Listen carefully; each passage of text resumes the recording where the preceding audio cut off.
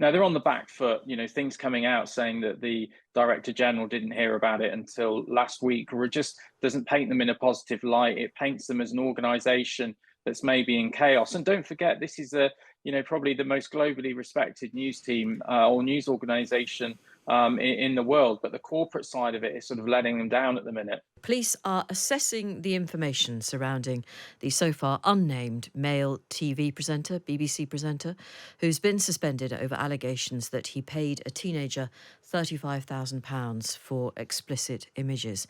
Questions do remain over the timeline of the complaints made to the BBC by the alleged victim's family.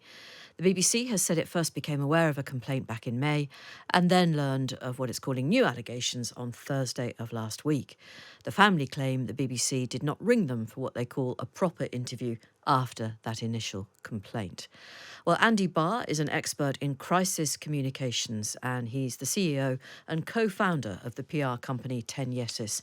He joins me now. Andy, hello, good afternoon to you. Good afternoon. Thank you very much. It's lovely to talk to you. Now, just tell us, this is an exceptionally tricky set of circumstances. It would be for any organisation. How do you think the BBC is doing so far? Well, I think it's drifting towards a disaster right now. They've not moved quick enough. They've not reacted quick enough, and they don't appear to have escalated it quick enough, which is really scary when you think what they've gone through in their recent past as well.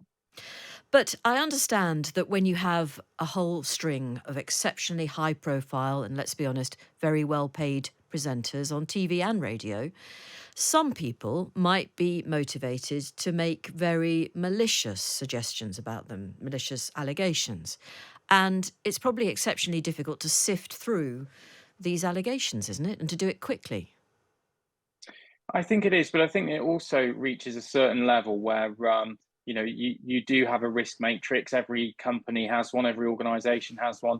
And if certain boxes are ticked, it does get escalated. And in this case, this very much should have. And I think this is one of the issues that they're going to have to look at going forward when they're looking at their process. There's lots of talk about reform and everything at the BBC. There's going to have to be a good look at how they escalate things and what the real issues are there. How much do organisations in the media and elsewhere know about their employees' private lives? I would think that that doesn't change no matter what organisation you work for. There's always going to be people in your organisation that do things that you don't know about, or maybe have pastimes that others may frown upon. And I think this is no different. The issue is obviously how this gets flagged and how you investigate it when something very serious is or very serious allegations made. I suppose what I'm really asking is how much should a good employer know about certain risk factors in some employees' personal lives? Well, I think obviously a private organisation is very different to something like the government or the civil service. So I think you're only as good as the information that you're given by that employee, and an employee is not going to sort of out themselves as doing wrong, are they? The issue is that as soon as something is flagged and it looks credible and it looks real, you have to then get that up the chain and make sure that CEOs and crisis comms experts and your legal team are all over this. And I think in this case, I don't think that really happened. But what about rumours that circulate in every organisation, every institution? There are rumours, there are stories about people, what they're really like. Shouldn't that be at least be somewhere in the conscious mind of the bosses? Are they expected to ignore this sort of stuff, or should they genuinely be aware of stories circulating about certain individuals?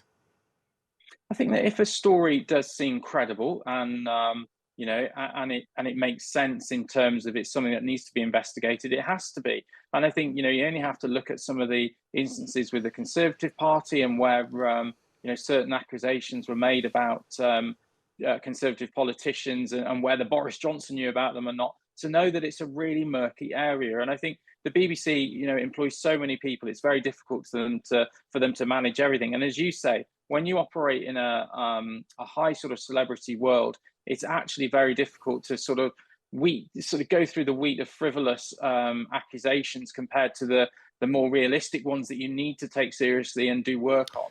But I think I can say with some experience from my own time in broadcasting that the more successful a presenter in particular is, the more their behaviour will be tolerated or ignored.